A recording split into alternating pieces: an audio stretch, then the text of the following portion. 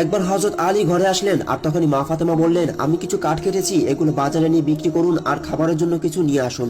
হযরত আলী কাঠগুলো বাজারে নিয়ে গেলেন, কিছু মোহরের বিনিময়ে বিক্রি করে দিলেন। এক ভিখারি এসে বলল, আল্লাহর ওয়াস্তে কিছু দান করুন। হযরত আলী সমস্ত মোহরগুলো তাকে দিয়ে দিল।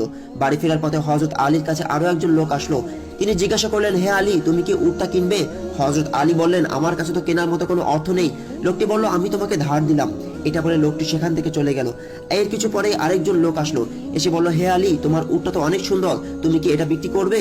তখন ওই ব্যক্তিটা হযরত আলীকে কিছু মোহর দিল আর সেখান থেকে চলে গেল। হযরত আলী আগের লোকটিকে তালাশ করলেন আর খুঁজে না পেয়ে বাড়ি ফিরে গেলেন।